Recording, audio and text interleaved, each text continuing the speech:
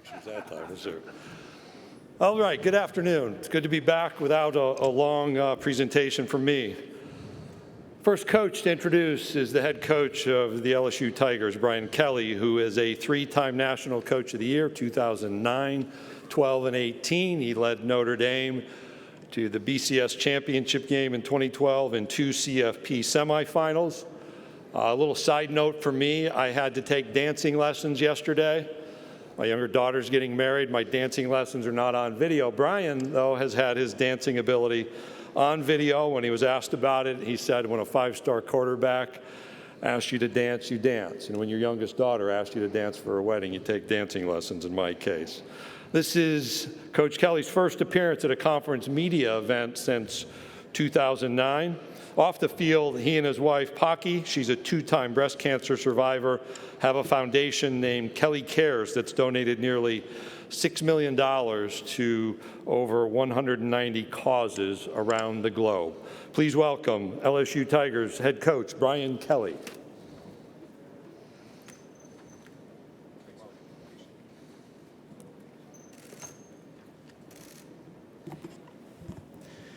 Good afternoon.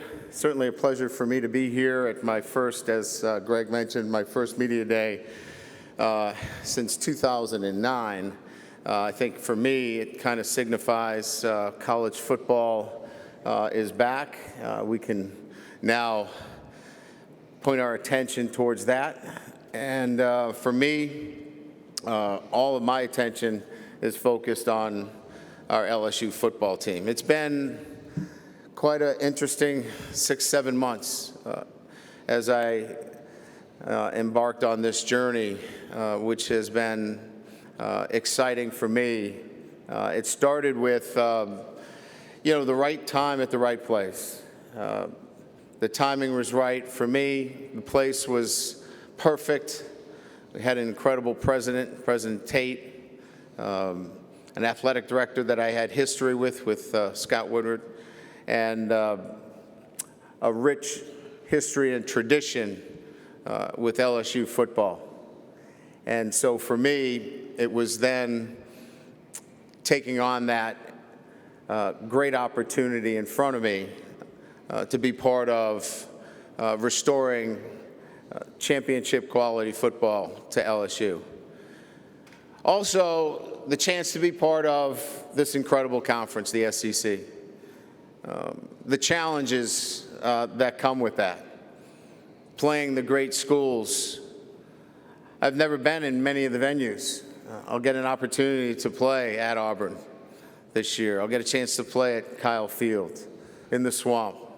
Those will be exciting opportunities, something that I've never experienced in my career of 32 years. So the challenges of being in the greatest conference in college football, as well as being at LSU, is I've been asked many times why, and I can tell you that certainly that shared vision of our administration, the great opportunity to restore championship level football to LSU, and then the SEC itself, and being part of this great conference. For me, it's been, as I mentioned, an opportunity to put a roster together in a very short period of time creatively. We've had to use the transfer portal. We've recruited. We've spent a lot of time in player development, and we will then give everybody an opportunity to say, what do we look like here on a Sunday night against Florida State? And we're excited about that opportunity. So with that, I'll open it up to questions. Thank you, Coach Kelly. If you have a question, please raise your hand. Jack, Jake, and Preston will get a microphone to you. And again, please give your name and affiliation. We're going to start right here in front of us, Coach, about 5 rows back. Go ahead. Hey, Coach. Colin Wilson with the Action Network. So when you took over... Oh, there you are. Thank you. When you took over Notre Dame in 2010, you had a new quarterback with Jimmy Clausen, new offensive line, and Notre Dame had some struggles out of the gate in September. Is there anything we can learn from that experience for LSU to be undefeated with Mississippi State, Florida State right out of the gate?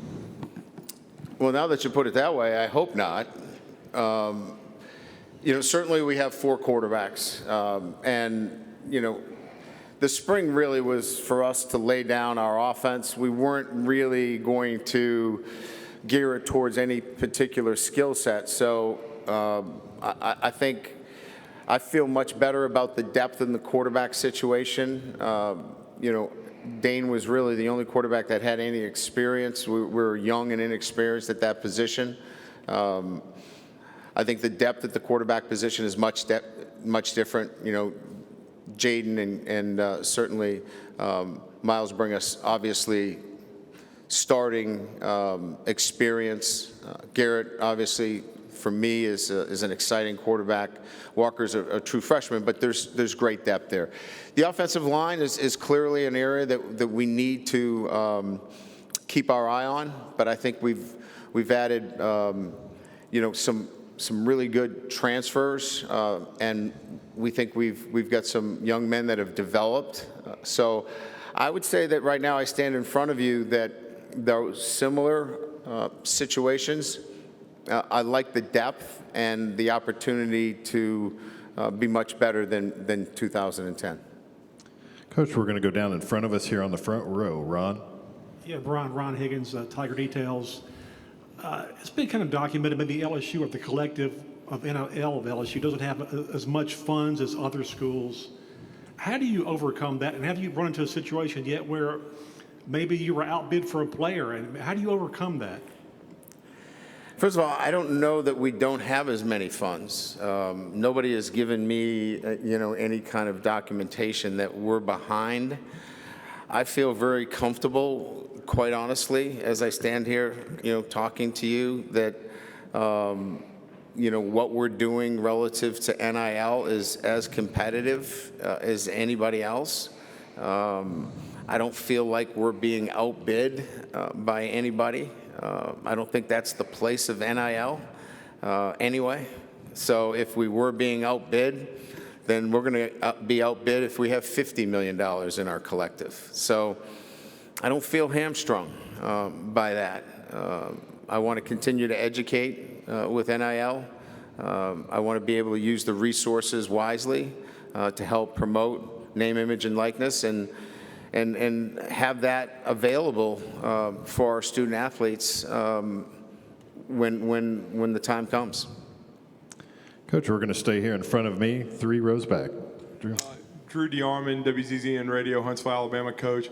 So much of coaching is teaching and then earning the trust of your players.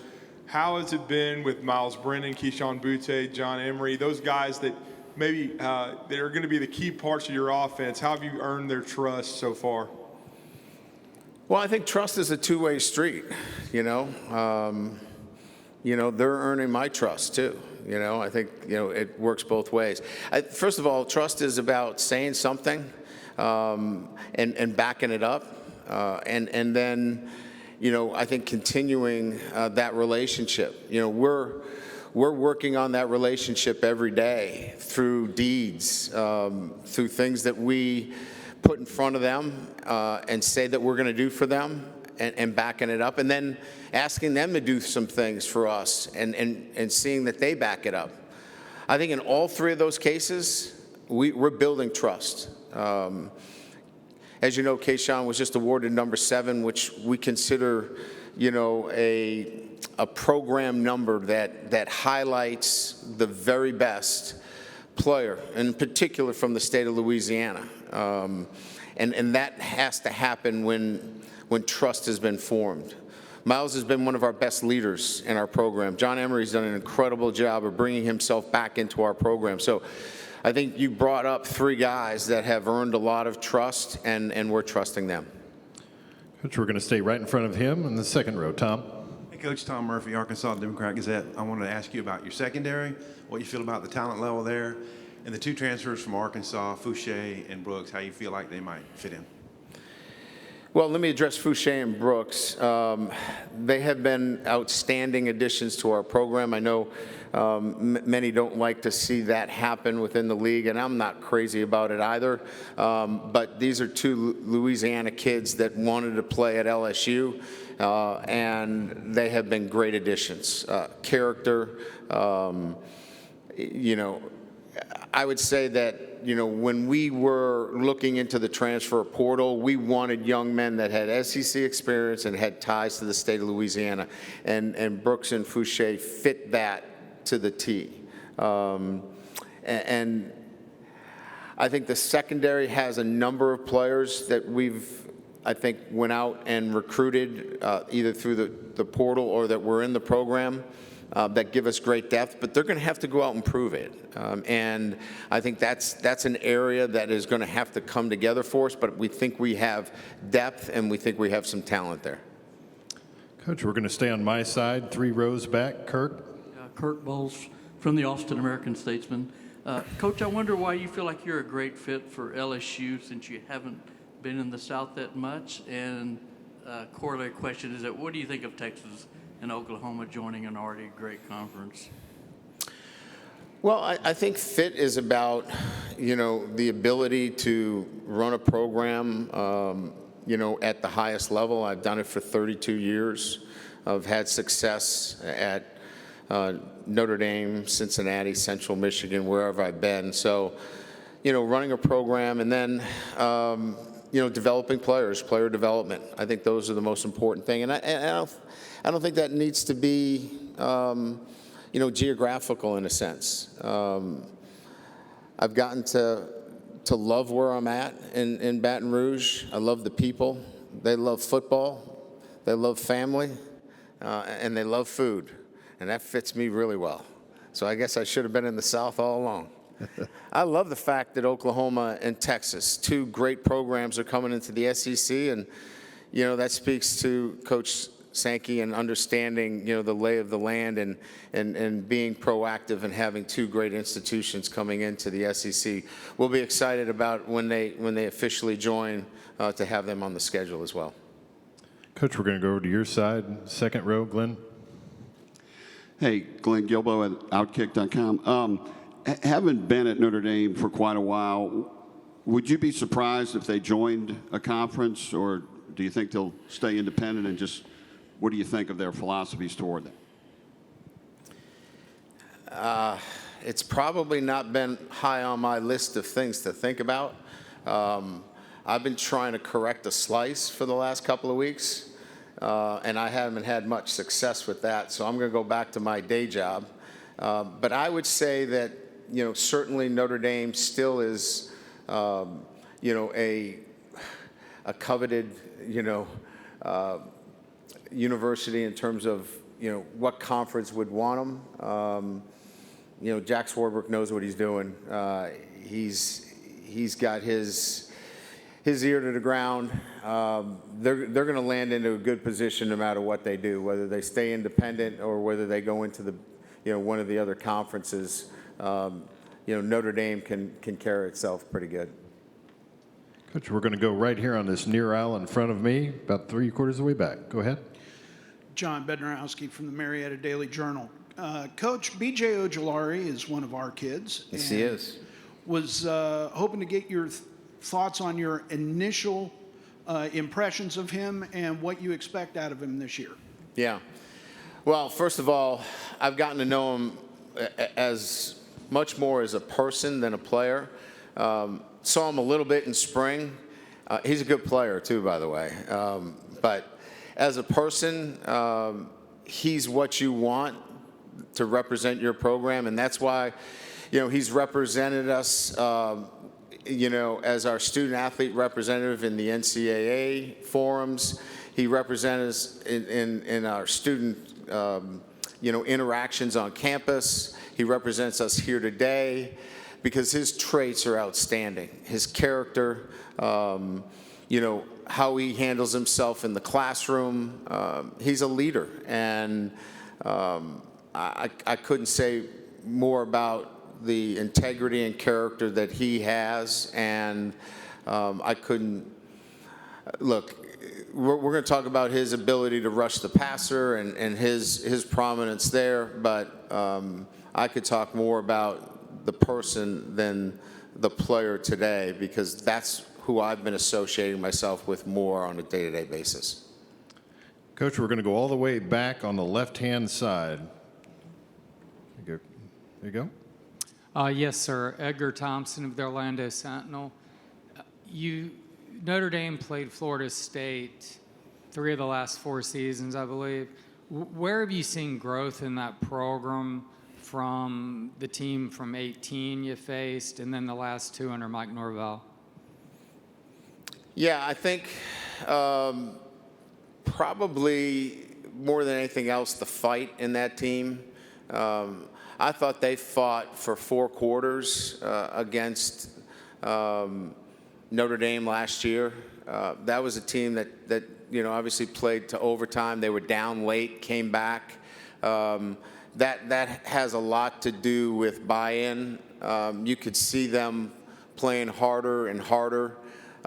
Maybe that wasn't as visible earlier on. So this is a team now that has Mike's stamp on it. It's going to play hard for 4 quarters. You can see the development of younger players coming along, especially on the offensive line. Defensively, there's a structure there that is sound and fundamental. So I really just think you're just seeing the signs of a football program inside out, making the incremental progress that everybody wants to see more wins, but as a football coach, my eyes see a program that's been getting better and better. Coach, we'll go back over to our right, about 3/4 of the way back. Hey, Brian. Matt Baker with the Tampa Bay Times. I wanted to follow up on that. What are your thoughts on facing Florida State in the opener? How much of your notes from at Notre Dame kind of carry over, given that you're in a new position? Yeah, a lot of them carry over. I mean, obviously we evaluate. They lost some really good players. Defensively, obviously, one of the better defensive players in the country. But certainly, we're relying on a lot of that film. And certainly player evaluations, I know a lot about, what they want to do offensively, though they lost their offensive coordinator. There's a lot of familiar, notes that we can go back to. But, we've got a new team. We've got new players. It's an opener. You kind of, you throw a lot of that stuff out because everybody's going to be playing at their highest level in their opener. Hey, Coach, we're going to go on the near left aisle, straight down the middle. Here we go. Hey, Coach. Chris Marler, Saturday Down South. Most important question of the day. In your best Southern accent, what's the favorite or best food you've had since you moved to Louisiana?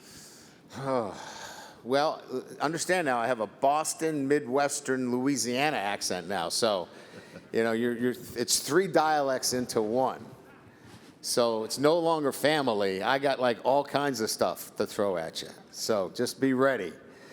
The best, it's probably the crawfish etouffee is. I mean, I don't know how you top that. Now, I would say also the grilled oysters. If you haven't had grilled oysters, try that. That'll get your cholesterol level up really high quickly. That's pretty good too. All right, Coach, we'll go over here to our right, alongside the wall, just right here in the front row. Hey, Coach. Mitchell Summers with Fox Carolina. The SEC has really turned into the club that everyone's trying to get into, it seems. So from your perspective, as someone that's on the inside, seeing all these other teams that are trying to get on the inside, can you describe what that's like? Musical chairs. And then the music's going to stop here, and you're not going to have a place at the table. And I think that's scary for a lot of universities. And, it's left a lot of internal conversations about, where do we go? And so I understand that, right? There was the question about Notre Dame. What do they do, right? Maybe they're better positioned than some. But, yeah, it's musical chairs, and there's not enough chairs for everybody. So, and that's the current state of college football. Coach, we'll go in this middle section about 3/4 away in front of me, right there. Hey, Brian. Jacob Goins from ESPN 106.7 in Auburn. Looking at the schedule down the stretch, a lot of tough road games in the SEC, at Auburn, at Florida, Arkansas. How does that, what's your mindset going into those road games in the SEC this season and in future seasons coming from Notre Dame now to the SEC? Yeah, I think it's a great question. I think it's how you train your team. I mean, look, you have to be ready for a battle through December, right? You know, conference championship is in December. So if you're training your team just to get to the first week, you're never going to make it to December. So I think you have to have the end in mind first. And the end in mind first is December, and planning for those kinds of games in October and in November. And so I think you have to be very intentional about how you train your team, how you practice. All of those things matter because you're going to be playing big games in October and November. And look, you want them to be big games too. So let's be clear, right? What you do in September matters because, you know, October is important, or you don't matter in November. So I think answering the question in the fashion of training your team the right way and getting them there is absolutely crucial. Coach, we'll go over here in our right, middle section. Coach Michael Giddens with the War Report, Auburn. How do you assess the physical readiness of this team to do what you're planning to implement this season? Are they physically ready from a strength and conditioning standpoint? And then as far as your quarterback situation, what are you guys looking at there? Miles Brennan, you know, looks ready to go. You got Jaden Daniels. How's the quarterback situation looking this spring? Yeah, I think our numbers look pretty good. You know, our GPS numbers show a fitness that will have us prepared for Florida State. We trained outside all summer. We have 2 more days this week, and then we're off. We finish up our summer program with 2 more days of training this week, today counting. So, yeah, we're healthy. I think our kids would tell you they feel as good as they've ever felt. Our numbers look really good across the board. And then as it relates to the quarterbacks, it's kind of similar to what I said to you, but to a number that have asked about the quarterback situation, is that we're really going to have to set the offensive structure in its installation to the skill set of the particular players. Because number one, they got to take care of the football. Number two, they got to get the ball to playmakers. I've got playmakers on offense that are already in place. So they've got to get the ball to the playmakers. And number three, you know, they've got to make plays, you know, that quarterback. So the ultimate decision-making on who that quarterback is, well, he'll have to hit those 3 notes. And I think all of those guys can do that. We'll have to put them in that position so we can evaluate that. Okay, Coach, we're going to go back over here on the left-hand side alongside the wall. How you doing, Coach? Scotty from All Script. I spoke with former alum Ryan Clark, and he's very adamant about the talent on the state of Louisiana. With your national recruiting, how do you balance locking down the state of Louisiana with the great players and balancing with other states that you've recruited out of Notre Dame?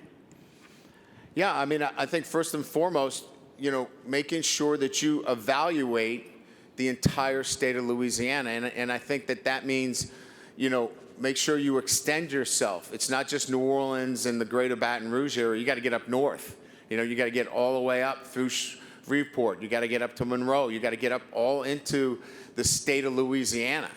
Now, that doesn't mean you just take a kid from Louisiana because he's from Louisiana. If he's not rated as high, then can you go out of state? Sure. But you better know the players in the state of Louisiana. And that means the entire state. And I think that's maybe where, you know, if I've gotten any feedback, you know, that maybe we needed to extend our recruiting efforts a little bit further north. And I think we've done that. Coach, we're going to go right in front of me, about 3/4 of the way back, right here in the teal shirt. Brian over here, josephgoodmanale.com. How much did the lopsided losses to Alabama play into the fact that you wanted to leave Notre Dame for LSU? That wasn't part of my decision making. Those were really good teams. They both won the national championship. I thought we played Alabama better than anybody in that last playoff.